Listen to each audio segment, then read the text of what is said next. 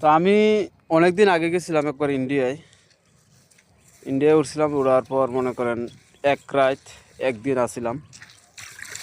তো গেছিলাম আমার এক বন্ধুর সাথে। তো সেই ইনফুডে কাজ করে, সোনা পাথরে কাজ করে, তার সাথে গেছিলাম অনেক দিন আগে। তো তার সাথে গেছিলাম। ইন্ডিয়ায় যাওয়ার পর মনে করেন যখন সোনা পাথরের খনি এবং কয়লার খনি একদম উপরে, সারা রাত গাড়ি দিয়ে গেছি এবং সারা রাতে গাড়ি দিয়ে আবার আসছি।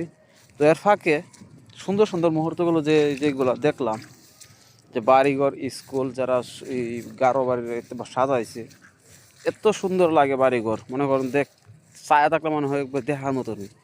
কারণ এমনিতেও দেখা যায় ইন্ডিয়ার মাঝে বেশি একটা সৌন্দর্য নেই, কিন্তু সেই জায়গায় যাওয়ার পর বুঝতে পারবে যে কতটুকু সৌন্দর্যময় জায়গা এগুলো। দেখলে এত সুন্দর লাগে, পাহাড়ের ভিতরে এত সুন্দর সুন্দর করে পাহাড় সাজায় রাখছে। যেন ক্যাম্প, এটা তো আর বেশি সুন্দর। স্কুলগুলা ফুল দিয়ে, চতুর্দিক দিয়ে ফুল গাছ লাগায়া তো সুন্দর করছে, ফুল গাছ দিয়ে শুধু দেখার মতনই পাহাড়ে। তো আশা আছে আবার যাওয়ার, দেখি, চেষ্টা আছে।